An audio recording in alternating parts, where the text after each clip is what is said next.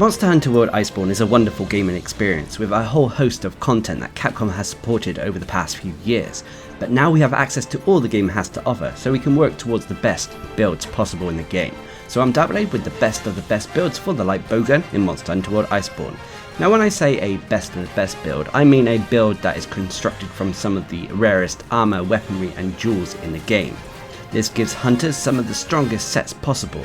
For this series I'll be featuring 4 builds for the various weapons, which should cater to a variety of playstyles. When it comes to the Light Bowgun, the 4 builds are divided into different ammunition types. So we have one focusing on sticky ammo, one elemental, one that can rotate between piercing and spread ammunition, so on and so forth. The downside is that unfortunately, when it comes to the Light Bowgun, a lot of the best builds are tied to a fair amount of the Fatalis gear. So the variety in the armor may be lacking a little bit when it comes to these builds, but nonetheless, if you want efficient Light Bowgun builds, these are some of the best. So the first build is the best of the best sticky Light Bowgun build. This build makes use of sticky ammunition, namely sticky freeze, so we can deal fixed damage to a monster, so we don't have to worry about their elemental resistances or even hit zones. So this is a strong universal build that can be taken on pretty much any hunt. So for this build you'll need the Dragon Head Beta, the Dragon Hide Beta, Brachydium Braces Alpha, the Dragon Barbs Beta and Dragon Feet Beta. For my charm I'm using the Challenger Charm 5, and for my weapon I'm using the Safi Aqua Shot. For the awakened abilities on this weapon I've simply gone for attack increases. As for the augmentations, I've gone for an attack increase augmentation and then an augmentation of your choice, to which I've gone for a defense increase augmentation. As for the specialist tools, these are down to personal preference, so I've gone for temporal and rocksteady mantles. So when it comes to the jaws, you've got a fair few to play around with. So firstly I've gone for Destroyer jaws for the Part Breaker skill. These are optional jaws, to be honest, you can replace them with KO jaws if you so wish. I've then gone for Evasion jaws for the Evade Window skill, Release jaws for the Ammo Up skill, Protection jaws for Divine Blessing, Flawless jaws for peak performance, True Shot jaw for the special ammo boost skill, Artillery jaw to max out the artillery skill, Fortitude jaw which is optional for the Fortify skill, and Attack jaws for the attack boost skill. As for the jaws and the mantles, I've simply gone for Maintenance jaws for the Tool Specialist skill, but again, this is optional. So if you've done what I've done here, you'll have a build with 200 health and 200 stamina, regardless of if you've taken consumables or not. You'll have a raw attack of 456 with 20% base affinity, although as we're using sticky ammunition with this build, we don't have to worry about affinity whatsoever. You have high deviation, unfortunately. When it comes to the custom mods, you need to take 2 recoil suppressors and 2 evade reload mods. Without these, the way you play this build will change, making it far less effective. And when it comes to your defense, you have a strong defense of 1126 that is strong against water and thunder, but unfortunately weak to the other elements, especially dragon. So when it comes to the skills, first of all is Attack Boost at level 7. Attack Boost is a skill that increases the raw attack of a build, and at level 4 or above it also provides us a bonus 5% extra base affinity. Attack Boost will also increase the damage of our sticky ammunition. You have Agitator at level 7, which is a buff that kicks in whenever a monster becomes enraged, increasing our raw attack as well as affinity. The bonus affinity is kind of lost on this build, but the increase to the raw attack will benefit our sticky ammunition. You have Artillery at level 5, which increases the damage of our sticky ammunition. You have Evade Window at level 5, which is a useful defensive skill that increases the invincibility frames when we perform dodges and such, allowing us to roll through attacks and avoid hits quite easily. You have Divine Blessing level 4, which again is a useful defensive skill that gives us a chance at taking reduced damage should we take a hit from a monster. You'll also have Stun Resistance at level 3, preventing all stun effects on our hunter. You have Ammo Up level 3, which increases the clip size or clip capacity of whatever ammunition we are using. Unfortunately with this build you need to get ammo up to level 3 so you can have at least 2 sticky free shots in your magazine. You have Part Breaker level 3, which is an optional skill. This allows us to break monster body parts more easily. You also have Peak Performance level 3, which increases the raw attack of this build so long as we have full health. Again, this will increase the damage of our sticky ammunition. You also have Critical Eye level 2, which increases the base affinity of this build, but as sticky ammunition will not crit, this is kind of wasted on this build. You have Special Ammo Boost level 2, which increases the damage of our Wyvern Blast mines. You also have Weakness Exploit at level 1, which would increase our affinity should we be attacking monster weak points, but again, it's lost on this build as we don't really need it, but it's built into the armor. You also have Fortify level 1, which is a useful skill when it comes to difficult hunts. Every time you feint and come back, you'll come back with increased raw attack and defense. And then finally, when you're wearing your mantles, you have Tool Specialist level 2, which reduces the cooldown on specialist tools. As for the set bonus, you have the Fatalis Legend, which provides us 2 bonuses. For wearing 2 pieces of the Fatalis Legend, you have the Inheritance set bonus. This is a bonus that allows us to break the level cap on certain skills. For this build, it allows us to increase the Agitator skill from level 5 to level 7. It also allows us to increase the Artillery skill from level 3 to a maximum of level 5, as well as the Divine Blessing skill from level 3 to a maximum of level 5. But more importantly, for wearing the 4-piece set, you have the Transcendence set bonus, which is very vital for the Light Bowgun. This provides us 2 bonuses. First of all, it gives us 200 health and 200 stamina, regardless of skills or consumables, and this will also persist after death. And on top of that, it provides us the true spare shot skill, giving us a greater chance at not consuming a bullet when we actually fire the weapon. True spare shot is one of the most vital skills for the Light Bowguns, as it helps conserve our ammo supply and potentially allows us to increase our DPS as we don't have to reload the weapon as much. But unfortunately it's only found on the Fatalis armor, thus one of the reasons why there is a lack of variety with the armor in this video, or it's found on the Nagakuga set, which is more of a mid-tier armor than late game armor. So there we have it, that's the best of the best sticky Light Bowgun build I tend to use. Able to take on pretty much any hunt in the game effectively and efficiently. But every build out there has pros and cons. When it comes to this build, its biggest pro is its damage output. Whilst it may not be the highest damage output out there, it's nonetheless one of the most efficient. As I mentioned, it's able to deal fixed damage to a monster regardless of its elemental resistances or even hit zones, which allows for comfortable hunts. On top of that, this build has a ton of defensive and quality of life options, from Evade Window to Divine Blessing to more. These all add up and make hunts feel easier than they are. And finally, when it comes to the pros, is the Fatalis Legend, which provides us the Inheritance set bonus and more importantly the Transcendence set bonus, which gives us the true spare shot skill. But unfortunately there are cons even to this build. One of the biggest cons, which is more linked to the playstyle of this build, is that there's a chance you'll run out of ammo. You're going to have to constantly be crafting sticky ammunition whilst you're in the middle of a fight via using the radial menus, so you need to be aware of that. And on top of that, the other con for this build is unfortunately it's a jewel heavy build requiring some of the rarest jewels in the game to make work. But regardless, if you're looking for one of the best builds in the game, able to take on pretty much any monster efficiently and effectively, you can't go wrong with this one. Which brings us on to our next build, which is the best of the best elemental build. This build makes use of elemental ammo, so it can take on monsters quite quickly, so long as you're taking into account the monster's elemental weaknesses. So for this build you'll need the Safi Crested Crown Beta, the Safi Crested Chest Alpha, the Safi Crested Van Braces Beta, Safi Crested Belt Beta, and Safi Crested Boots Beta. I'm also using a Razor Sharp Charm, and for my weapon I'm using the Kia Blitz King. You can of course replace this with other Kia weapons if you so wish, and simply swap out the jewels to match whatever new element you are using. As for the augmentations, I've gone for a health regen augmentation and elemental up augmentation. As for the specialist tools, I've gone for a temporal and rocksteady mantle again, as these are down to personal preference. So when it comes to the jewels, you've got a few to play around with. First of all, I've taken Blaze Jaws for the fire attack skill. As I mentioned, if you were using a different Kia weapon, you would replace the Blaze Jaws to match whatever new element you were using. I've then gone for Vitality Jaws for the health boost skill, a Shaver Jaw for the clutch crawl boost skill, a Mind's Eye Jaw for the ballistic skill, Tenderizer Jaws for weakness exploit, Evasion Jaws for the evade window skill, and a Fortitude Jaw for the fortify skill. As for the jewels on the mantles, I've gone for attack and protection jewels. So if you've done what I've done here, you'll have a build with 150 health, 100 stamina, which will be 200 health and 150 stamina when you're on a hunt and taking all your relevant consumables. You have a raw attack of 368 with 60% base affinity, which can easily be 100% when you take into account weakness exploit. You have low deviation. As for the custom mods, the mandatory ones are the recoil suppressor.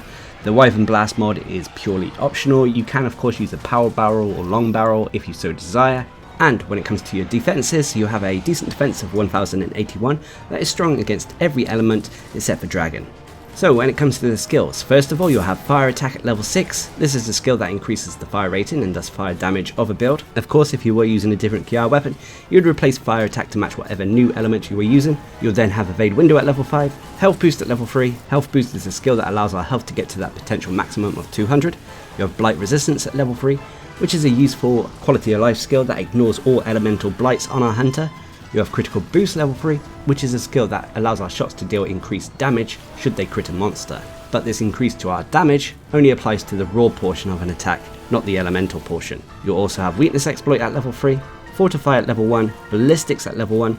Ballistics, when it comes to the Light Bowgun, is a skill that shortens the distance before ammo reaches its maximum power. Basically, it's going to be allowing our shots to deal decent damage regardless of our distance from a monster. You'll also have spare shot level 1, which is like true spare shot, so it gives us a chance at not consuming a bullet when we fire the weapon. You have critical element level 1, which is similar to critical boost. Basically, when our attacks crit a monster, they'll deal increased elemental damage. You also have clutch claw boost level 1, which allows our clutch claw attacks to tenderize in one hit instead of two. And when you're wearing your mantles, you'll have attack boost at level 2 or divine blessing at level 2. Finally, for the set bonus, you have the Sappy Jeeper Seal, True Dragon Vein Awakening. This is a buff that kicks in whenever we have our weapon drawn, granting us bonus base affinity as well as increased elemental attack. But there is a downside to this. Every time we fire the weapon, it will drain a portion of our health, leaving a small portion of red health on our health bar, and this can build up, leaving us at risk of fainting. But should we continuously hit a monster with our shots, then the True Dragon Vein Awakening will initiate a heal, healing us for the health it drained. So there's a risk reward factor. But regardless, if you're looking for a strong elemental build, I can highly recommend this one. But of course, every build out there has pros and cons. When it comes to the pros for this build, its biggest is its elemental damage output. So long as you're taking into account a monster's elemental weaknesses, you're able to bring down monsters quite quickly. On top of that, again, this build has a fair few quality of life options, from evade window to health boost to blight resistance to more. It all adds to the quality of a hunt. And then finally for the pros is the True Dragon Vein Awakening buff, providing you strong DPS bonuses for simply having your weapon drawn. But of course, there are cons. The biggest con for this build is the True Dragon Vein Awakening health drain, which can potentially leave you at risk, so you need to be mindful of it. And the other con, which is more of a con for the bowguns in general, similar to the first build, is there will be times where ammo supply could be an issue. So you will have to potentially craft ammo mid-fight or have to go back to camp and restock. But regardless, like I mentioned, so long as you're taking into account a monster's elemental weaknesses, this is a very powerful build and can take them down quite quickly. Which brings us on to the next build, which is the best of the best, Spread or Pierce Light Bowgun build. This build is a interchangeable build that can make use of either Spread ammunition or Pierce ammunition, namely Rapid Fire Spread 2 and Rapid Fire Pierce 2. For the purpose of this video, I'll be demonstrating a piercing build. So for this, you'll need the Ruinous Helm Beta, the Dragon Hide Alpha, the Dragon Claws Beta, Dragon Barbs Alpha, and Dragon Feet Beta. I'm also using a Challenger Charm 5, and for my weapon I'm using the Fatalis Depths. This has a health regen augmentation and attack increase augmentation attached to it. As for the specialist tools, again, these are down to personal preference, so I've gone for Temporal and Rocksteady Mantles. So when it comes to the jaws, you've got a ton to play around with. So first of all, I've gone for Expert Jaws for the critical eye skill, Attack Jaws for attack boost, a Mind's Eye Jaw for the ballistic skill, Challenger Jaws to max out Agitator, Maintenance Jaw for the tool specialist skill, a Shaver Jaw for the clutch claw boost skill, Critical Jaws for the crit boost skill, Protection Jaws for divine blessing, Mighty Jaws for maximum might, Evasion Jaws for the evade window skill, and then finally, depending if you're using a piercing build or spread build, you want to go with either piercing jaws or spread jaws. As for the jaws and the mantles, I've gone for maintenance jaws to max out tool specialist. So if you've done what I've done here, you'll have a build with 200 health, 200 stamina, regardless of if you've taken all your relevant consumables. You have a raw attack of 412 with 15% base affinity. This can easily be 100% when you take into account various buffs such as weakness exploit, maximum might, and the agitator bonus. You have very high deviation, unfortunately. Now when it comes to the custom mods, as we're using piercing ammunition, I've gone for recoil suppressors, a reload assist, and then you'll have an optional mod to which I've gone for a power barrel. If you were using the rapid fire spread 2s, you would have to customize the mods a little bit more, utilizing 3 recoil suppressors and a reload mod. And you have a decent defense of 1087 that is strong against water, thunder and ice, but unfortunately weak to fire and dragon.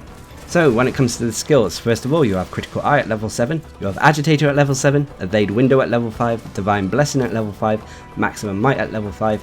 Maximum Might is a valid skill to use when it comes to the Light Bowgun, especially if you're not using the Evade Reload mods, which we are not. Maximum Might is a skill that gives us increased affinity so long as we have full stamina. Now, Maximum Might isn't really worth taking unless you can get it to level 5. Normally, Maximum Might won't kick in if you've used your stamina for a few seconds after your stamina has actually been replenished. With maximum might at level 5, the affinity boost of maximum might kicks in straight away as soon as your stamina is replenished. You'll also have attack boost at level 4, critical boost at level 3, weakness exploit at level 3, piercing shots at level 2, which increases the damage of piercing ammunition. Of course, if you were using the rapid fire spread 2, so you were using a spread build, you would replace piercing shots with spread shots instead, which increases the damage of your spread ammunition. You also have tool specialists at level 1, which can be potentially level 3 when you're wearing your mantles. You also have ballistics at level 1, clutch claw boost at level 1, and finally for the set bonuses, you have the Fatalis Legend, Inheritance and Transcendence bonuses as well.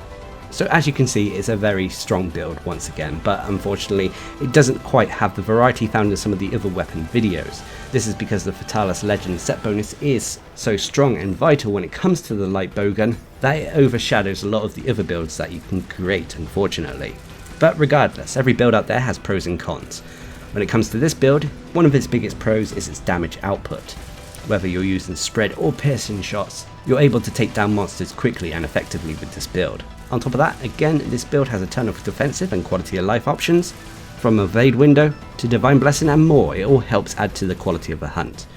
And then finally, for the pros is again the Fatalis Legend set bonus, providing us the Inheritance set bonus, but more importantly, the Transcendence set bonus, which gives us the true spare shot skill. But unfortunately, even this build has cons.